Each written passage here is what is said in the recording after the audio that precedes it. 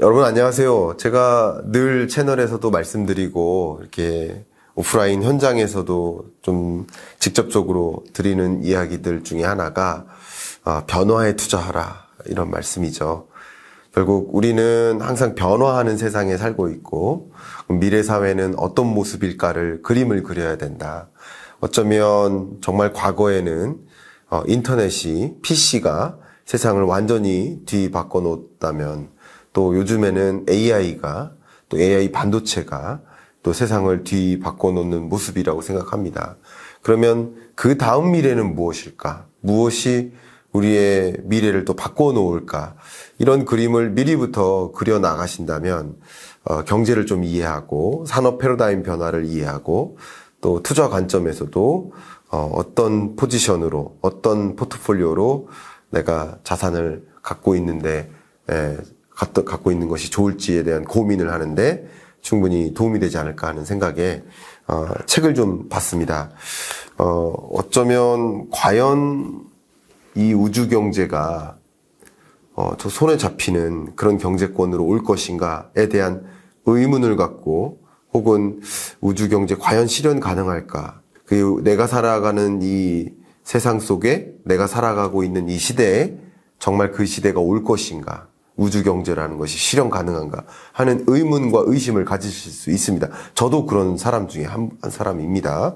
굉장히 그 변화를 지향하고 미래 사회는 무엇이고 그 산업 패러다임의 변화를 계속 들여다보는 저로서도 우주 경제만큼은 조금 의심을 두고 좀 먼 미래 얘기 아닌가 하는 생각으로 좀 들여다봤는데 저의 생각을 좀 많이 바꿔놨던 책이 있습니다.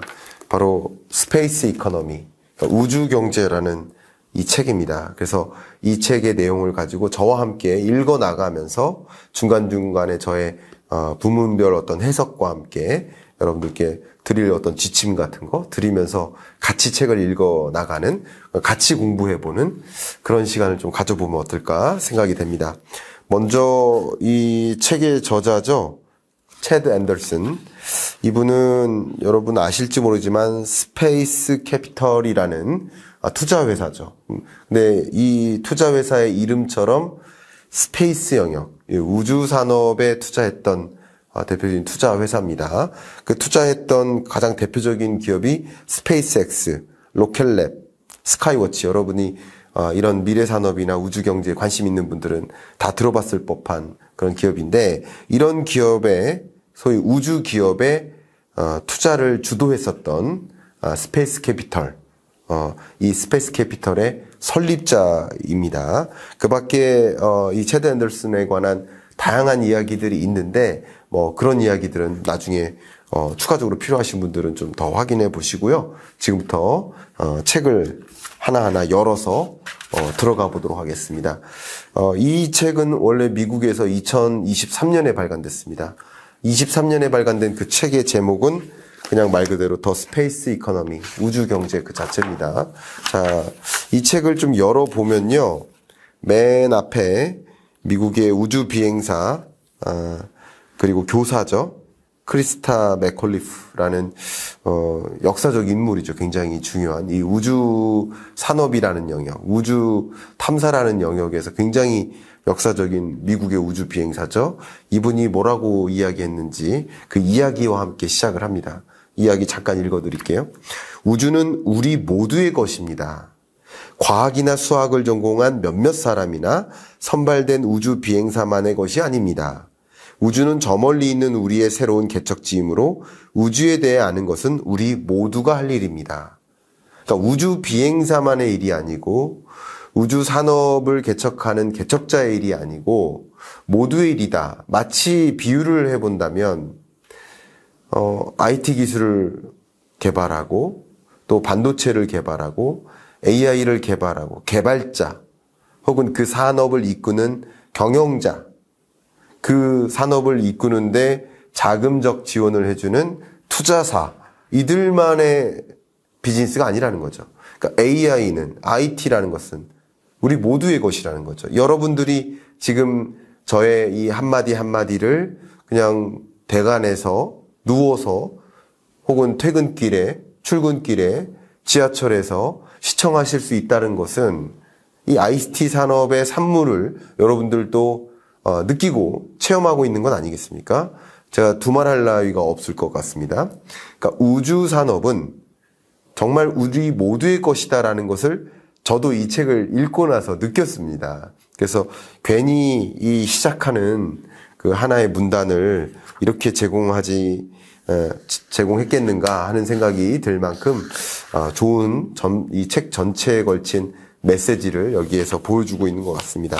자, 여기서 제가 좀 주목해 볼 만한 몇몇 문장을 하나하나 읽어드리면서 저의 견해를 좀 붙여서 설명을 드려보도록 하겠습니다.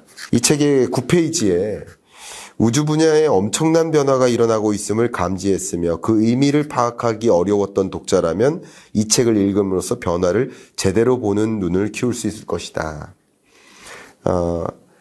어쩌면 근래 어떤 개발됐었던 기술적 산물은 앞에 말씀드렸던 것처럼 인터넷과 PC였고 최근에는 AI였다면 그 다음은 무엇일까에 대한 질문을 항상 던져야 되거든요.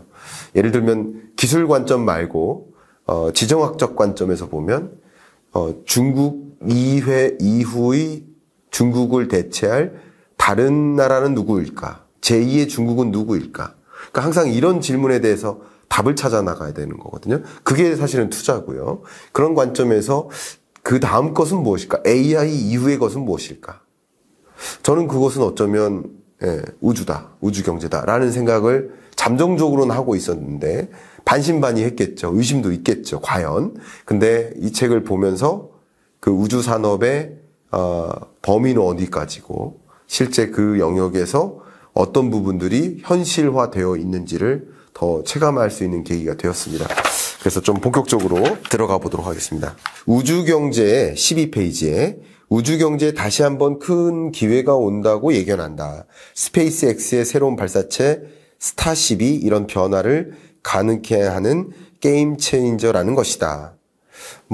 그 밖에도 13페이지에 1990년대 중반 IT 기업이 등장한 이후 모든 회사가 테크 기업이 된 것처럼 미래에는 모든 기업이 이제 우주 기업이 될 것이라는 저자의 주장이 재미있다. 이게 감수자의 말이에요. 그러니까 이게 뭐냐면 지금 일어나는 모든 여러분 스타벅스는 커피숍입니까? 디지털숍이라고 주장하잖아요. 그 어떤 결제 회사보다 스타벅스 페이먼트 회사는 사용자 수가 많아요. 미국에서. 선불 충전금 규모로 보면 우리나라에서 삼성페이, 또 카카오페이, 애플페이를 합친 것보다도 스타벅스 페이의 선불 충전금 규모가 더 커요. 그러니까 스타벅스는 커피숍입니까? 디지털 기업입니다. 그러니까 스타벅스도 커피숍이 아니라 IT 기업이라고 표현한 것처럼. 그럼 BIT 기업이 있습니까? 그렇게 놓고 보면. 예를 들어서 전통적인 대형마트라고 해볼게요. 대형마트는 IT 기업 아닙니까? IT적인 요소가 없습니까? 무인 결제 시스템만 보셔도 다 온라인 쇼핑몰을 내는 것만으로도 다 IT예요. 예를 들어 저는 이 교육 서비스, 쉽게 말하면 교육 서비스라고 볼까요? 아니면 경제 컨텐츠를 만드는 하나의 비즈니스라고 해볼까요? 지금 제가 여러분께 드리는 이 이야기가 그거는 IT적인 요소가 아예 없나요? 우리 앞에 촬영하고 계신 PD님이 계시고 PD님이 작업하시는 그 모든 일이 IT적인 영역 아닌가요?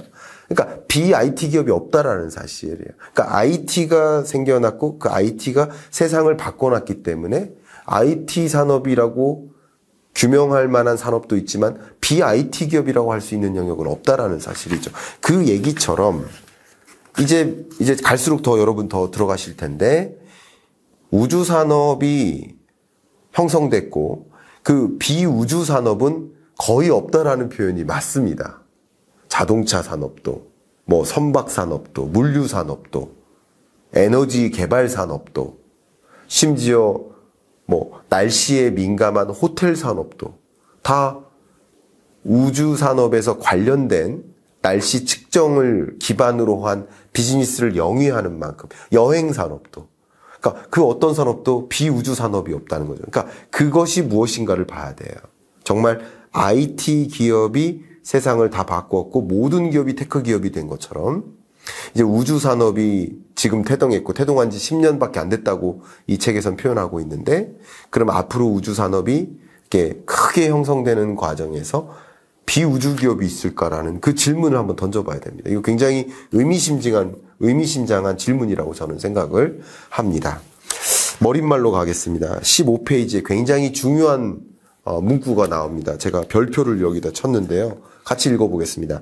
나는 매일 우주에서 지구 구석구석을 촬영하는 플래닛 랩스에서부터 위성의 GPS 신호를 이용해 플레이하는 인기 모바일 게임 포켓몬고에 이르기까지 가치를 제공하기 위해 궤도에 접근하는 그런 어떤 특정 가치를 제공하기 위해서 궤도 접근에 의존하는 그런 모든 비즈니스를 포괄하는 용어로 우주 경제로 정의한다. 그러니까 지금 이 책의 제목도 스페이스 이코노미고, 한국말로 하면 우주 경제니까 스페이스 이코노미 혹은 우주 경제를 뭐로 정의하는가? 그러니까 우주 발사 산업, 또 인공위성 산업, GPS 이게 아니라 그런 우주 산업의 산물로 활용되고 있는, 그러니까 우주 산업의 산물로 나타난 어떤 기술적 효용을 활용하는 산업까지. 예를 들면 선박 운수업도 역시 GPS 기술을 활용하거든요. 저도 운전하면서 GPS를 활용하고 있는 거 아니겠습니까? 자율주행차도 마찬가지고. 그러니까 그런 어떤 산업에 걸쳐서 우주 산업에서 형성된 어떤 효용을 활용하는 그 모든 영역까지 우주 경제라고 일컬을 수 있겠다.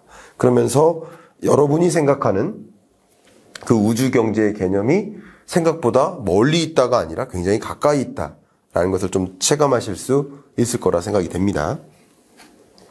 우주 경제는 로켓과 위성이라는 하드웨어 그 이상이다. 그러니까 지금까지는, 저도 이 책을 열기 전까지는 어쩌면 우주 경제, 우주 산업은 로켓, 또 발사체, 발사 서비스까지 요 정도에 국한되지 않을까 하는 생각을 할 수 있었는데, 좀 생각의 틀이 저도 개인적으로 넓어진 계기를 경험했습니다. 몇몇 언론사의 표현도 좀 읽어드리겠습니다. CNBC는 우주를 다음에 올 월스트리트의 1조 달러짜리 산업이라고 불렀고, 뱅크 오브 아메리카는 우주 경제는 10년 안에 3배 이상 성장해서 1조 4천억 원에 달하는 규모의 시장이 될 것이라고 예측했고, 모건 스탠리는 우주 기반의 비즈니스에서 세계 최초의 조만장자가 나올 것으로 보고 있다. 그러니까 결국 어쩌면, 자, 말씀 한번 들어보면 우리 글로벌 시가총액 1등부터 10위까지 쭉 나열해보면 과거 1위부터 10위까지의 기업들은 소위 제조회사들이에요. 중화학공업. 근데 최근에는 다 뭡니까? 플랫폼 기업.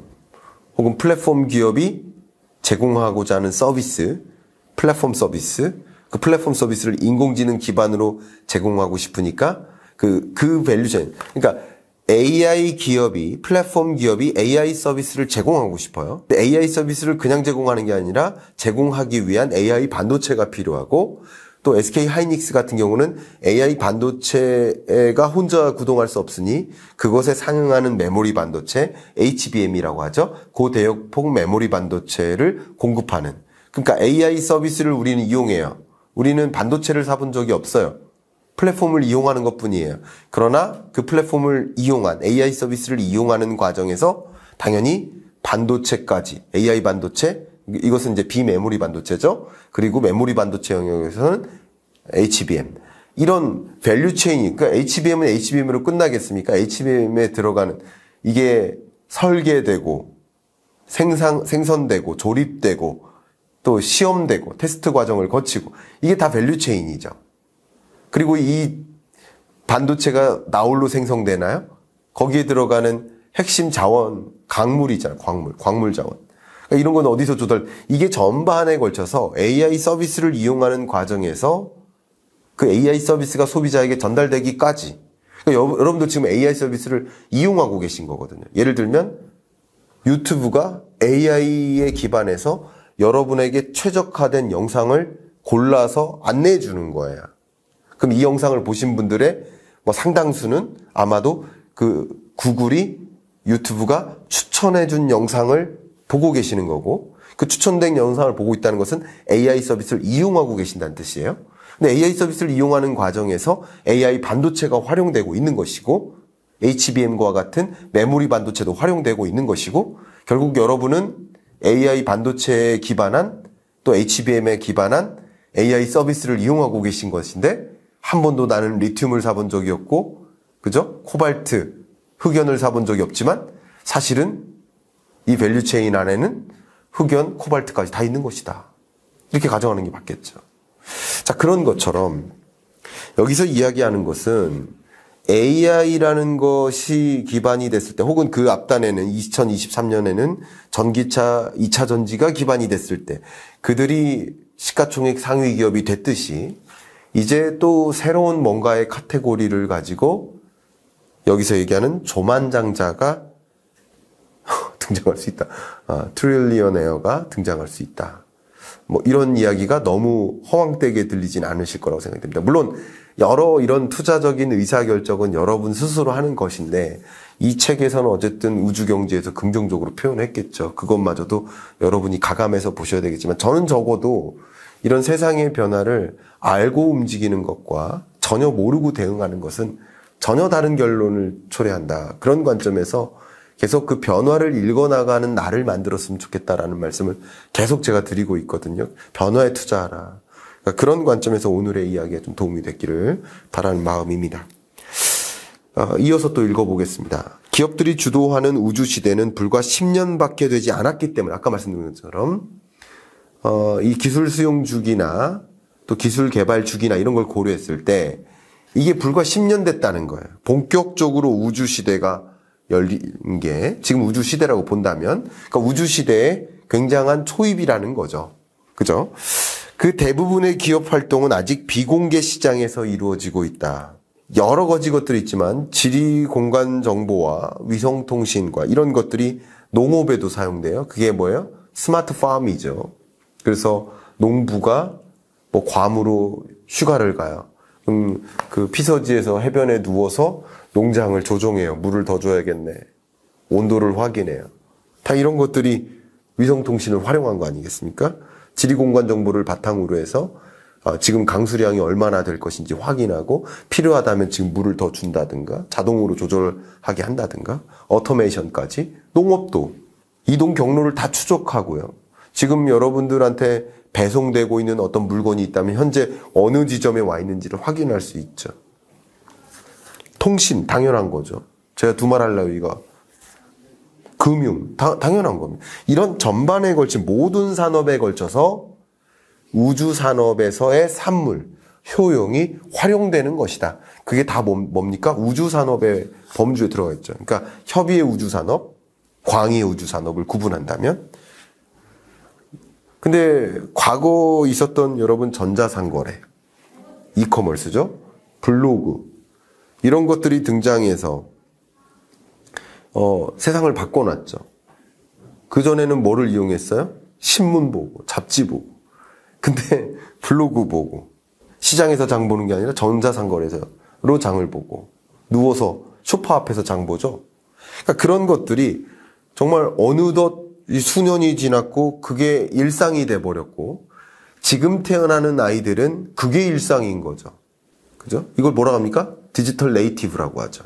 그러니까 처음부터 디지털 세상에 태어난 거예요. 여러분들은 아날로그 여러분은 다는 아니겠지만 저 같은 경우는 아날로그 세상에서 태어나서 디지털 세상으로 이주해 온 거죠. 이걸 뭐라고 표현합니까? 디지털 이미그런트라고 표현하죠. 아날로그 세상에서 태어나서 아날로그 세상이 더 익숙한데 디지털 세상으로 바뀌었기 때문에 이 디지털 세상에 걸맞는 내가 되려고 노력하는 거죠. 그죠? 근데 나는 아날로그가 좋아. 나는 오프라인 강의가 좋아. 유튜브 안 볼래. 하신다면 디지털 네이티브, 디지털 이미그런트가 아니죠.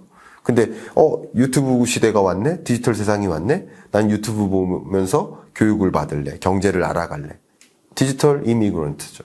근데 그러니까 주로 기성세대들은 디지털 이미그런트인데 디지털 네이티브는 원래 그 세상에서 태어난 거예요.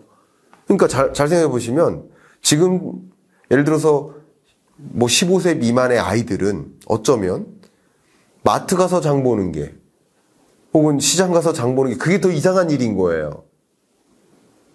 왜냐면 지금 엄마가 장 보는 모습을 보고 아빠가 장 보는 모습을 보면 다 온라인으로 주문하는 모습을 보니까 그게 익숙한 거죠. 그러니까 그런 것처럼 과거의 그 변화가 이상한 것이 아닌 게 되는 시대. 그런 시대 때는 진짜 범용화되는 거죠. 근데 그런 순식간에 완전히 새로운 것이 유행하고 하는, 그러니까 인터넷의 잠재력을 얼만큼 여러분 인정했었습니까? 초반에. 과연? 근데 인터넷 없이 되는 게 있습니까, 여러분? 인터넷이 없는 세상을 혹시 생각해 본 적 있으세요? 그러니까 그런 것처럼 지금은 우주 경제의 어떤 잠재력을 무시할 수 있지만 이게 없이는 돌아갈 수 없는 세상이 라고 만약에 가정한다면 당연히 우리는 그 우주 경제에 대한 관심을 가져볼 필요가 있겠다라는 이 책에 기초한 의견을 여러분께 전달해 드립니다. 이 부분 또 읽어드리겠습니다. 19페이지인데요. 우주에서 실제로 일어나고 있는 일은 TV에 출연해 내년 초까지 화성에 스타벅스를 내겠다고 눈을 부릅뜨고 떠들어대는 우주 광신도들의 숨막힐 듯한 약속보다 더 놀랍고 더 비현실적이다. 그러니까 우주에서 뭐 일어나고 있는 실제 일들이 사실은 나 내년에 스타벅스 화성에 낼래 라고 얘기하는 것보다 더 놀라운 일이 벌어지고 있다는 거예요.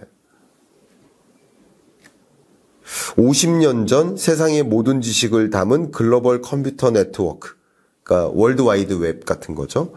이런 아이디어가 처음 나왔을 때 사실 대중의 관심을 끌지 못했고 저도 그것의 효용을 몰랐고 학창시절이었으니까. 근데 지금은 월드와이드 웹 없이는, 그죠? 글로벌 인터넷 네트워크 없이는 그 어떤 것도 이루어질 수가 없습니다. 사실 생각해 보세요. 그 어떤 것도. 우리 삶 전체를 뒤바꿔 놓은 것처럼, 그러면 지금의 우리의 삶을 완전히 뒤바꿔 놓을 것은 무엇일까라는 것을 좀 생각해 볼 수 있는 계기가 되면 좋겠습니다.